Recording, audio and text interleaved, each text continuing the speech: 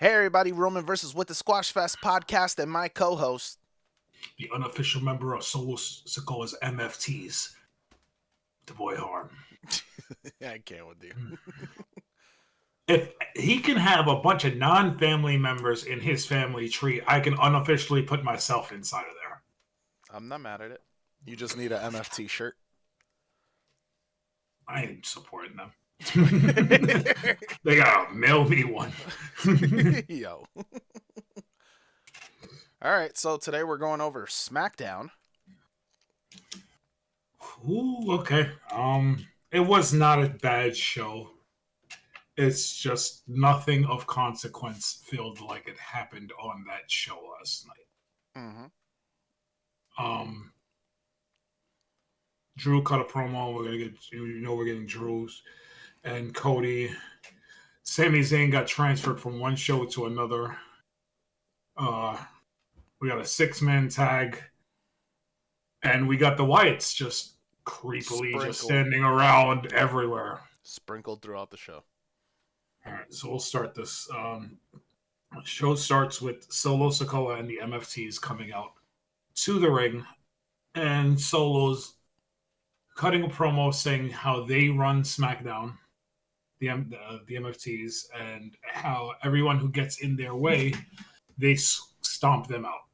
It started with Sami Zayn last week on... Well, Sami Zayn got involved in their business last week on SmackDown, so they had to go to Monday Night Raw to stomp out Sami Zayn. Big brother Jimmy Uso, they stomped him out. And everyone's favorite Samoan Werewolf, how they stomped him out, which, again, not actually true. Last time we saw Jacob Fatu, he was standing in the middle of the ring at SummerSlam after taking out 2 of the MFTs, even though he lost a match. Mm-hmm. So as he's saying that, Sammy's music hits.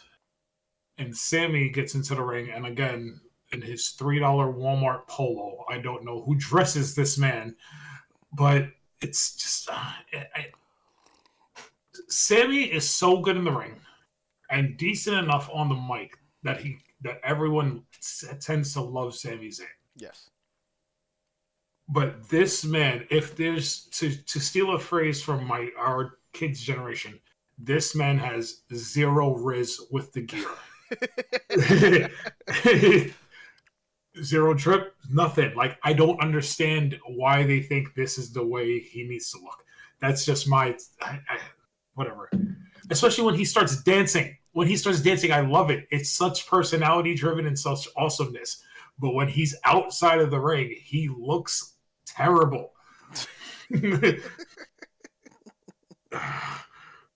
bothers me so much. It does. It really does.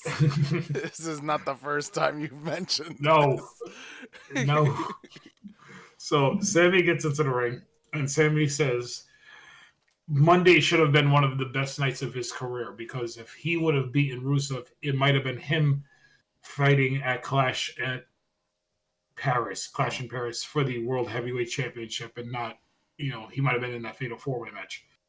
Spoiler alert, beating Rusev in 2025 does not get you a World Championship match. I don't know what made him think that was going to get him into that match. It was because they had a conversation with Adam Pearce. Yeah, that if he got through that, then they could talk about it. Yeah.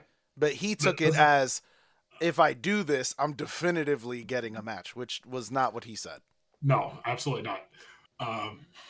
So Sami's like, you took that away from me. And besides the fact that I've never won a world championship in WWE, there's one other title which I've never held in WWE. And he points down at Solo's United States Championship. And Solo said to him, you're not gonna win this title anytime soon. Because I'm holding it. Sami goes on. Solo tries to sucker punch him. Sami blocks. Sami just tries to hit him. MFTs hit the ring. They start beating down Sami. And Cousins Uso, Jimmy Uso, and then Jacob Fatu come in and make the save. And at that moment, it was like, we're getting a 6-man tag match tonight. Yep. Nick Aldis comes out, makes the match official. Any 3 MFTs versus Sami, Jimmy, and Jacob. It ended up being Solo, Tongaloa, and JC Mateo. JC Mateo Yeah. in the main event. Which was weird. We pointed it out because the package when they were showing it throughout the night, it showed that Talatanga was going to be in the match. Yes. And then he ended up not being in the match. Yes. So who knows if that was even a last minute decision because graphics department didn't get the memo. Yep. People in different places in that company apparently don't talk to each other.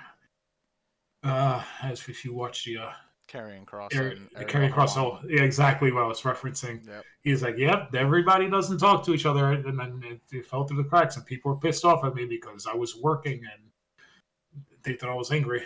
But whatever. That's another conversation we can have on a separate show because I can go on. I watched both those, his documentary and their Hawani podcast last night. And yeah, you don't let that guy walk away. All right, so yeah, we had that. Coming out of break, Chelsea Green is getting interviewed by Byron Saxton. And Byron says that Piper Niven is going to be facing up against Alexa Bliss next. And he says to Chelsea, "How did we get here?" And she goes, "What do you mean, how did we get here? I went to Monday night or last week on SmackDown to kind of congratulate them and for the win, and I ended up getting a cake in my face." And whatever. I mean, Piper Niven takes over the interview and just jerking Byron Saxton's arm around as people were trying to speak, and just like, what the hell is happening at this? It was fine. So we have this match. And it's fine. Piper's a really good worker. Alexa's really great. Mm-hmm. Nothing to really write home about. The heels try to interfere. Oh, I did make this note. I think you had walked away. Mm-hmm. Last week on SmackDown, Charlotte gave a present to Alexa Bliss. Yes. It was a Charlie doll. Yes. Where the heck was that Charlie doll this week? Because when they came out to the ring, they only had the Lily doll. Yeah. I was just watching him like, it's gone. It's already It's like, gone. we're just like, all right, this was bad. We're never going to see this thing ever again. That's what I took from this. That's a fair assessment, though. Who knows? Because it was a bad segment. Last week was a bad segment. And I was just like, all right, cool. We're never seeing this thing ever again. We're never going to reference this thing again. And that's usually how they do things. They don't write things off TV. You never see it again. So it's in line with what they usually do. So who's to say we do ever see that thing again? Yeah, I mean, the Lily doll makes sense for Alexa's character. She's had it since before, before Bray passed. She had it before she went away before she had her child. Charlie doll is just like, all right, this didn't work. We don't need this anymore. Yeah, it's not going to make them better friends. It's not to have all right, so yeah, the heels do everything in their power to get into the ring to try to help Piper Niven win. Eventually, Alexa Bliss gets the win by pinfall after Charlotte kicks. She won by roll up. I don't remember how they got to the roll up, but Alexa wins by roll up. Oh, here it goes. Fire is on the other side. Bliss punches Fire. Niven charges. Bliss avoids it. She hits the turnbuckle. Alexa hits the roll-up. That's how I did it. All right. So after she gets the roll-up, the heels hit the ring again. They beat down Alexa and Charlotte, and the Secret Harvest stand tall over Alexa and Charlotte. So we're going to get Secret Harvest versus Alexa and Charlotte for the tag team championships. That's where we're going. Yep, that's where I figure. This is not good. I like Piper Niven, and I really like Alba Fire. Going back from her NXT UK days when she was Kaylee Ray, they've done nothing with either of them. Agreed. I saw a graphic on Instagram last night that it was 2 years in between Alba Fire's singles wins on the main roster, from April of 2013 to August of 2015. 2 years. For a win? And I think for a singles win for Alba Fire. Wow. So I think she won a match on main event this week. Wow. But it was for 2 years. They've done nothing with either of them. Mm-hmm. But if you notice, that's the running thing with them now is when I have nothing to do with someone, I give them a title. Yes, but you can't make the argument that Secret Harvest is going to beat Charlotte and Alexa. There is a 0.00% chance that's happening. Numbers game. Chelsea Green on the outside distracts the referee. I understand that. You could write it. I'm saying, like, it's possible. It's not gonna happen. It's not gonna happen. Those women have 19 combined WWE Women's Championships. They are not losing to these two Scottish women. I'm sorry. It's not happening. Even with the numbers game. Chelsea Green, as great as she is, and she's held one women's championship on the main roster, the United States Championship. Mm-hmm. Again, she said this herself, she wants to be the female version of The Miz. Yes. She doesn't need a title. Agreed. To validate how good she is when she's on screen, because she steals the show every time she's on screen. She's great. She's entertaining. So I don't think that putting the titles on her lackeys help elevate anything. If you told me it was Chelsea and somebody, then we got a story. Then we could figure something out. Maybe we put the title on like a Chelsea Green and another heel that she teams with. But the Secret Harvest, nah, that's not happening. All right, so then it's not. Okay, negative 0.0005. All right, so we got a backstage segment where Tiffany Stratton and Jade Cargill are arguing with Nick Aldis because Jade Cargill wants a rematch for the Women's Championship. And Tiffany makes a great point. She goes, "You won the Queen of the Ring. You lost your match. You don't deserve another title shot right now." Mm-hmm. I agree. And great point. And then Nia walks in and essentially says the same thing. The same thing. She says the same thing. She was like, she rubs it in her face because she won Queen of the Ring. She won the Queen of the Ring and won it last year. Title. Yeah. Yeah. She did something that you couldn't do. So Tiffany looks at Nia and says, "All right, well, if you want to fight, I'm down, because I'm going to tell you the same thing I told Jade last week. You can change the story, but the outcome is going to be the same."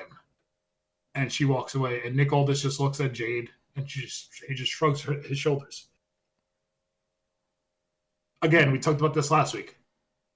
You have nothing to do with women's championships. You put Nia in. Like Nia Jax. She's everybody's first feud when you win a title. She's just there. She's a big, imposing force. She's great in the ring, as much as some people don't like her in the ring. I think she's great. But she's also legitimate. That's what I like. Yeah. Is the fact that you put her in a feud right off rip. And she's the transitional feuder, essentially. Yes. If you got nothing to do, or you're waiting for somebody to come back, or whatever the case may be, you throw Nia in there, and it's going to be a solid program, and it's believable. And at any chance, you could believe that she could win the title. Yeah. She won't, but you could believe it. She won't, because I think we're going to end up going with a non-title Jade versus Nia feud at some point. Mm. That's where I think we're going to go. I don't know what you do with Tiffany right now, because they haven't elevated anybody else. Unless you're going to do Nikki Cross, and we'll get into that later. Like, I don't know what you're going to do with Tiffany right now, because they haven't made anybody else a credible challenger yet. Mm-hmm. All right, so then we get Carmelo Hayes and The Miz against Fraxium. And as soon as the match started, you can see where this was going. They're going full force with, we're turning Carmelo Hayes babyface. Mm-hmm. He's going to start the match, and Miz tags himself in. Mm-hmm. And Carmelo just shoots him a look because they're not on the same page. Before there's any physicality, the two members of the Wyatts, or the tag team champions, Joe Gacy and Dexter Loomis, make their presence known one at a time in the atrium of the stadium where the fans are. They show Gacy 1st with the spotlight, and then they show Loomis.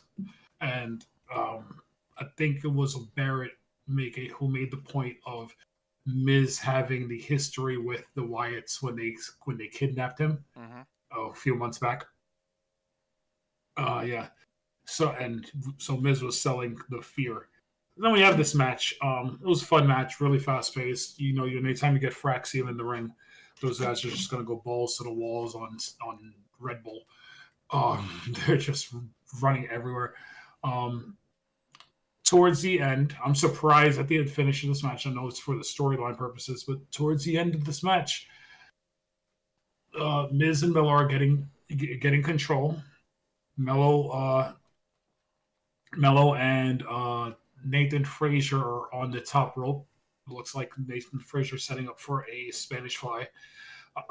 Axiom Gold comes from the outside of the ring to almost look like they were going to set up for a double Spanish fly or double suplex. Miz pulled him off. Axiom falls on, not Axiom. Frazier comes off. Mello hits him with the DDT. And then he goes into the corner to hit nothing but net, the leg drop from the second rope he does for his finish. Miz tags himself in while Carmelo is sitting on the turnbuckle, hits a skull crushing finale, and gets a 3 count on Axiom. Mello and Miz get the win, while Mello's looking perplexed and bewildered, sitting on the corner watching it happen because he was setting up for his finishing move to get the win. So Miz celebrates in the ring while Mello is looking really angry at him for stealing his spotlight. And that's going to be his first feud.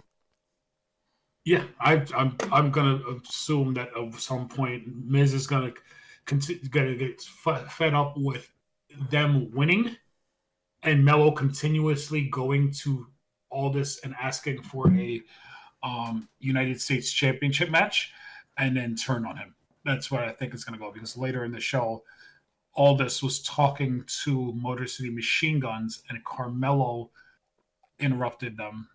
And then Miz came in and spoke for Carmelo. Again, because Mello was like, enough of this, when's my United States Championship match coming? And Miz came in and ignored his request for the United States Championship match, and argued with Motor City Machine Guns, and we're going to get a match next week where Motor City Machine Guns faces Mello Don't Miz.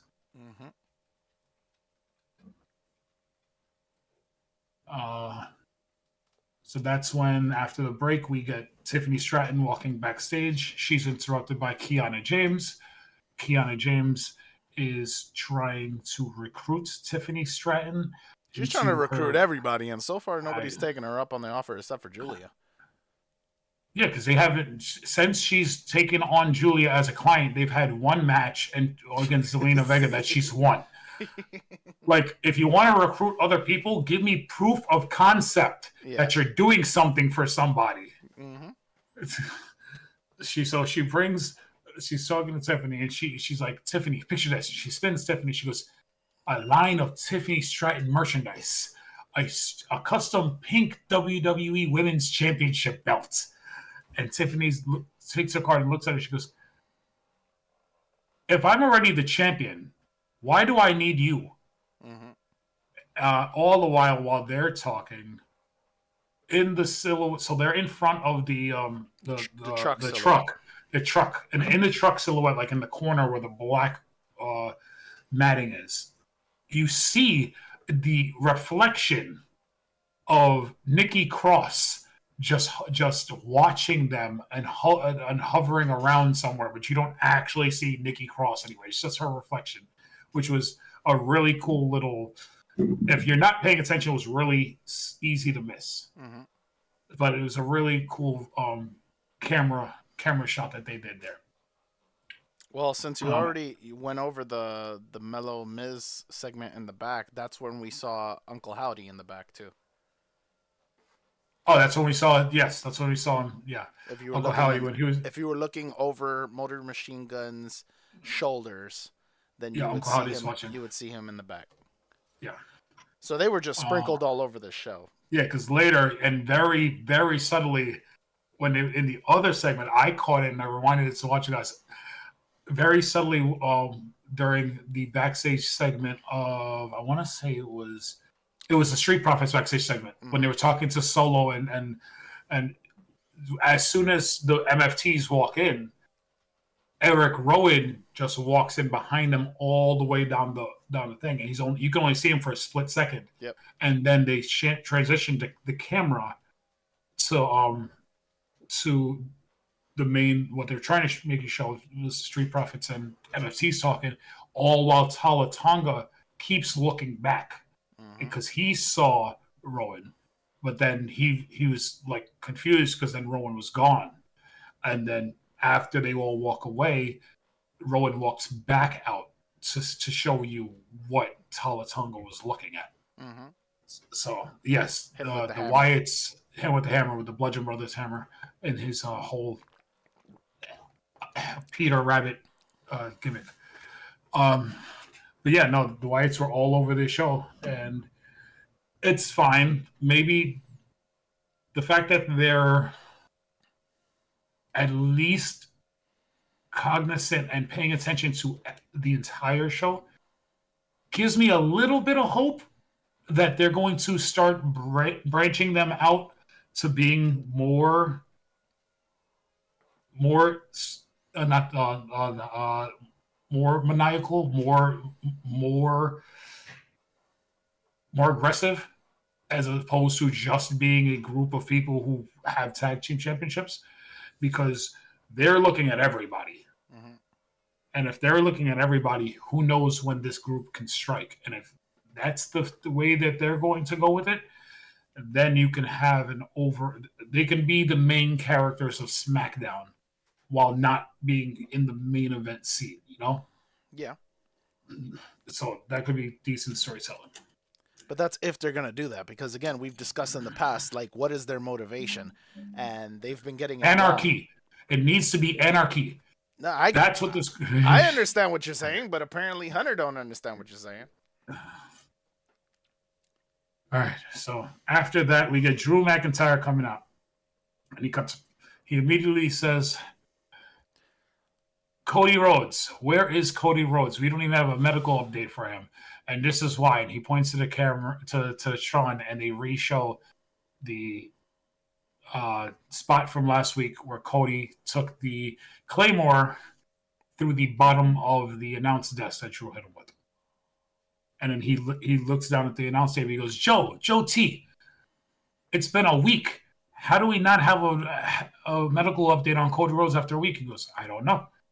And then he says, oh, everybody, and you know why? Because I did that to him. And everybody wants to say that I'm the bad guy, that I attacked Cody Rhodes. But that's not true. I was defending myself because after the match happened, after the DQ, I was standing out here and Cody was the one who attacked me. He threw me into this, into the corner of the ring post. He cleared off this table. And why did he clear off this table? He wasn't going to make me a spot of tea. He was going to put my arse through this table. He said, and no lies were told.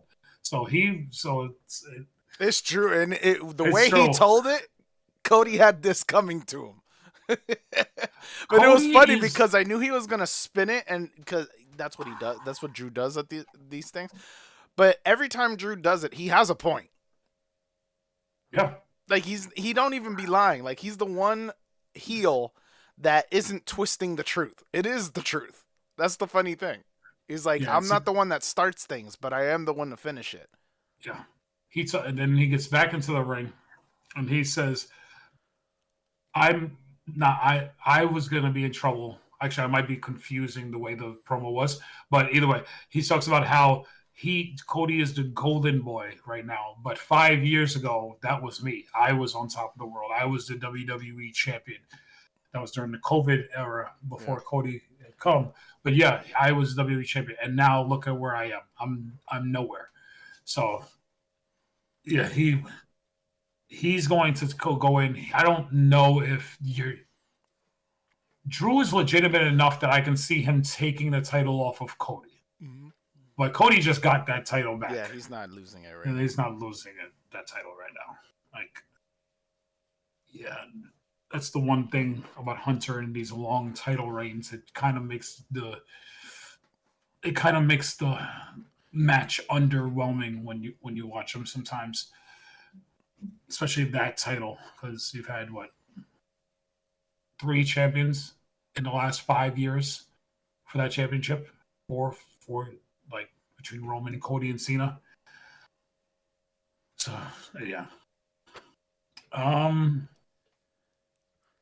Yeah, then we spoke about this already. The Street Profits and Solo Sikoa, they were just arguing, and basically Street Profits tell Solo Sikoa and MFTs, yes, we want the smoke, all while Eric Rowan's watching in the background. That's it. Then we get the DIY match, DIY versus Street Profits. This was a fun match. Tommaso Ciampa and Johnny Gargano are just so good in the ring. Carmelo Hayes, the other one. Montez Ford needs a singles push. Like, he hits that ring and he does such incredible work and crazy work. Street Profits eventually win. Get this win. Frog Splash on Ciampa for the win. But this was a fun match. This just shows you again, SmackDown with the tag team division always thrives. As much as we complain too many tag matches every week, like, you're going to get solid tag matches every week. This was another good one. You're not going to touch on it? What are we touching on? Not that we don't hate anybody, but BFAB. Oh no, I'm not. I wasn't. I was thinking about it when I said they said we want the smoke. I just think somebody needs to figure out this BFAB problem. And what I mean by BFAB problem, you completely deflated. I'm trying to think without being disrespectful. So my thing with BFAB is we need to figure out what we're going to do with her, because I feel, me personally, I don't feel like she fits with the Street Profits, and she didn't fit with Mia Yim, and I just don't know where she fits in. She's not great in the ring. That's saying it mildly. I'm trying to be nice. She has personality, but some things that she does comes off as either cringe or just like a rookie. I personally think she needs to, if you're not going to release her, you put her back in NXT. It's just, for me, it's not working out on main roster. And you can't just keep putting her in different spots. You can't keep bouncing her around. Like, you need to figure out what you're going to do with her, legitimately. She's never had consistent enough ring time to develop. And I think she went from one group to another. Yep. Right? She was in Hit Row. Yep. They let all of Hit Row go and then brought back the 3 of them without swerve. Mm-hmm. She never got in-ring time. She was never the mouthpiece ever for any of them. So she didn't get reps cutting promos either. Then she went to the Pride group with Bobby Lashley and BFAB and the Street Profits. Never got in the ring. She was just there. And then when Lashley left, there was kind of like this short little run where she was with the Street Profits, but she really wasn't with the Street Profits. And then they put her with Mia Yim and let Mia Yim do a lot of the in-ring work.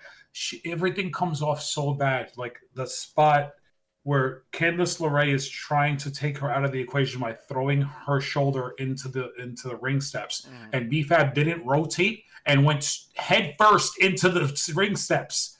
The last person to do that, I thought about this right away. The last person to do that was Kairi Sane, and it was Nia Jax throwing her into the ring steps, and she gashed her head open.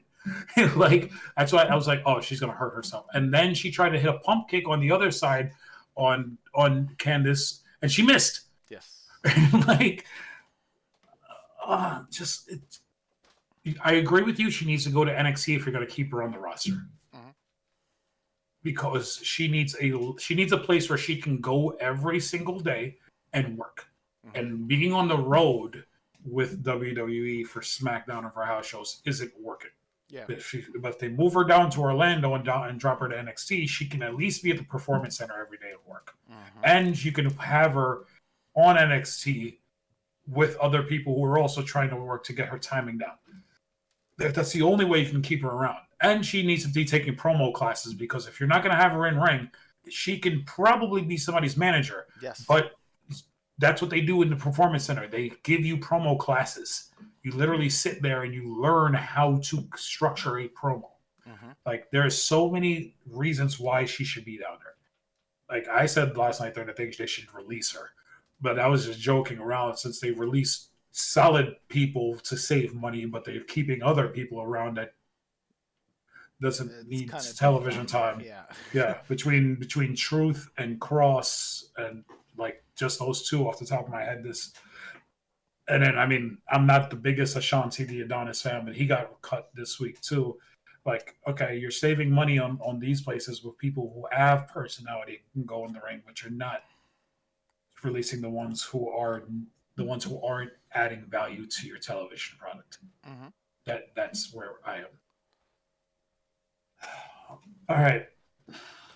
So then we get a video package recapping Logan Paul and John Cena from last week, because they have a match at Clash in Paris. We skipped over this.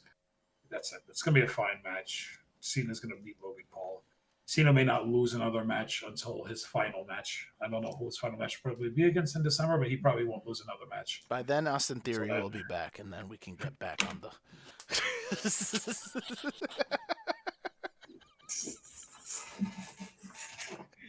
Austin Theory got a win over John Cena at WrestleMania, and they did nothing with him. Oh, God. I can't stand you. That was... All right. R-Truth is being interviewed by Byron Saxton, who asked about John Cena's literal attitude adjustment. And Cena was like, he's excited because everybody got their childhood hero back. And as he's doing that, Aleister Black walks in. And Aleister Black says, Mr. Truth,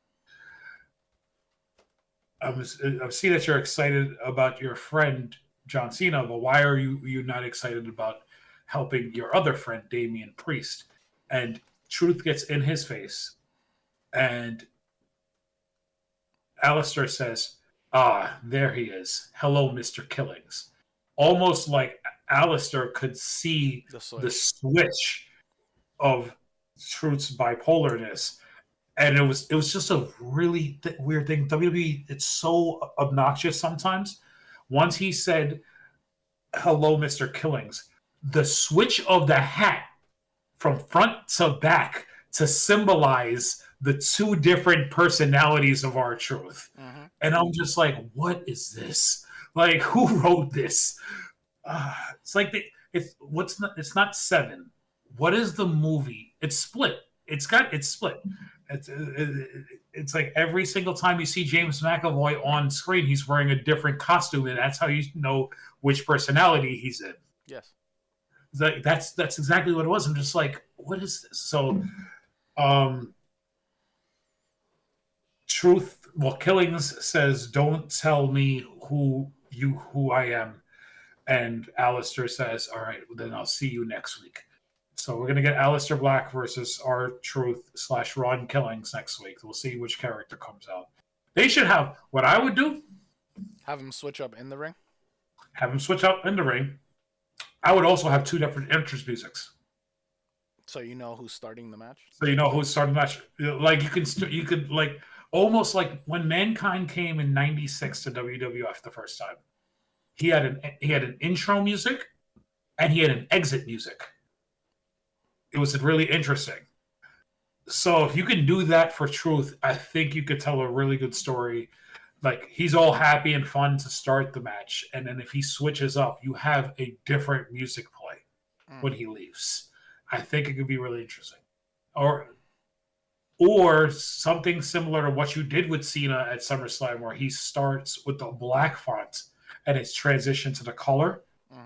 you can have Truth's what's up music start and then transition into something else.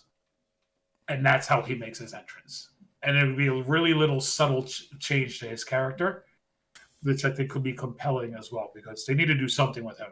If they're going to do anything with him and not just release him again, they need to do something with him. Yeah. All right. And then we get Sami Zayn in the locker room with Jimmy Uso and Jacob Fatu. Sami thanks Jimmy for watching his back. He thanks Jacob, and Jacob says, "I didn't do that for you. I did that for my brother." And he points at Jimmy. Again, that's his cousin. But he's like, and Sami looks at him, he goes, "He may be your brother, but that's my brother too. Mm-hmm. And if you're good with him, then you're good with me." Fatu tells Sami to stay out of his way and just make sure, and so that way he can get his hands on the MFTs. And he goes, "Yada, yada." I can't do it today. I got no spit. Yada, I mean. Yeah, I can't. I got no spit right now. Okay, with you. And then Sami goes, what does that mean? What does that mean? Jimmy was like, "It's a good thing." Jimmy's so comedic timing is hilarious, bro. All right. So yeah, then we get that match. And again, this was fine. Baby faces win. Bloodline 3.0 versus Bloodline 2.0, I guess. This is what we're going with. So Paul Heyman said this years ago when the Bloodline story was in the third inning of a 9-inning saga. Mm-hmm. And then Bloodline story really ended when Roman lost the championship to Cody. That's what the real ending of the Bloodline story. That we go on for nearly a year after that for the fight for the Ula Fala. So you could make the argument that January 6th this year was the ending of the Bloodline story when Roman beats Solo. Yeah. All of these ancillary Bloodline stories after that, I'm tired of it.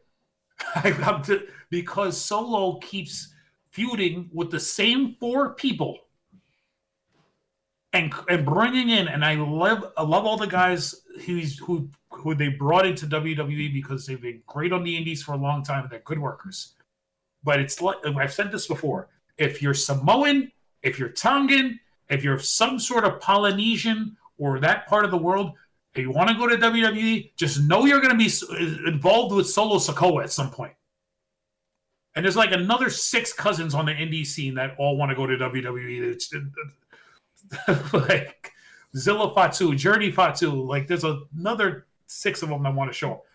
Rikishi's got twin daughters wrestling somewhere. Like this is just they've taken a really great era and a really great story that went for 3.5, 4 years, and then they've extended it out so long that it's just annoying. It's Sami and Jimmy and Jacob versus Solo this month. Next month, when Solo probably moves over to Raw, it'll be Jay versus Solo. The month after that, it'll be Jay's unborn child versus Solo's unborn child. Who knows? Like, this is going to go on forever. This is, you want to complain about Drew and Damian Priest going on forever and taking too long? This is what you should have been complaining about. That we don't need another ancillary Bloodline feud.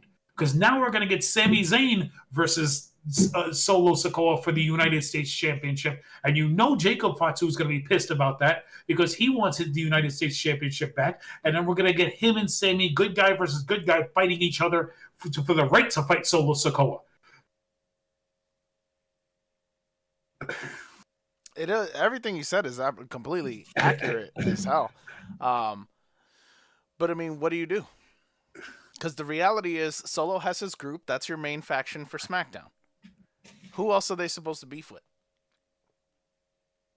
There's not that many stars on SmackDown. It's mostly very tag team heavy, and they're boosting up the women's stuff. There's not many single stars. Which is why they were teasing the Street Profits last night. And why Solo said last week that JC Mateo and it's one of them, Tonga, are going to be going for the tag team championships moving forward, which they just avoided completely this week. Yeah, I don't know. They can fight with the Wyatts. Like, give me something. Give me something that's not bloodline related with them. Like, there's maybe when Carmelo Hayes is, like I said this last week, maybe when Carmelo Hayes is done with Miz, yeah, he's in an ancillary companionship with the Street Profits to fight off Solo and the MFTs because he wants to go for the United States Championship.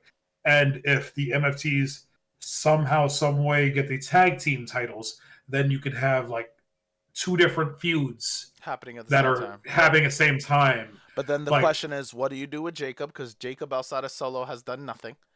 Yep. And what do you do with the Wyatts? And what do you do? Well, I was gonna say, what do you do with Sammy? Because if he's not going for the U.S. title, he needs to be going for the main title. Yeah, I think he wins the Rumble. If he doesn't win the Rumble, my two picks early on, it's either going to be Sami Zayn or CM Punk this year. Those are the only two I can see winning the Rumble, and Sami might win it this year. And especially since they just made a big deal about him moving to SmackDown, a Sami Zayn Cody Rhodes WrestleMania build for the world title could be compelling. They go against your rule, though. I know, babyface. But the reason I say that is because of how Sammy got over when he was going for the world title against Roman right after he turned on him at Rumble a couple of years ago, and how the groundswell movement of fans who wanted Sami Zayn in the main event of WrestleMania instead of Cody Rhodes. That at that point, Sammy versus Cody could be compelling because he can get himself organically over, similar to other people are getting themselves organically over. Sammy has, as much as, again, I don't like his dress, Sammy has that connection with fans that he can do it. So I think he can win the Rumble. Rumble's 4 months away. It's not that far away, 4 or 5 months away.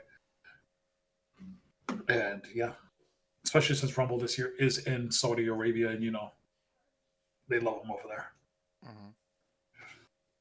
But yeah, babyfaces get the win. Tala Tonga interferes throughout this match until Jacob takes him out. Haluva kick. Sammy got the pinfall on Solo to get the win. Which again, I thought that would have been at least the moment for Jacob to show upset at Sammy being the one to take down Solo last night and not Jacob. No, because now they're best friends. Because they got one pinfall victory. Yep. No, but that could have been at least start showing not the discomfort, but the Jacob just side-eyeing Sammy just a little bit. Because, again, Sammy's been he's involved so much with the first iteration of Bloodline, but I don't remember much of him and Jacob interacting. They didn't. Because War Games match last year, I don't think Sammy was in the War Games match last year. Was he not? I got to look up what the War Games match actually is. Jacob was in it. Wait, no, it was Sammy. Because they tried to get Seth.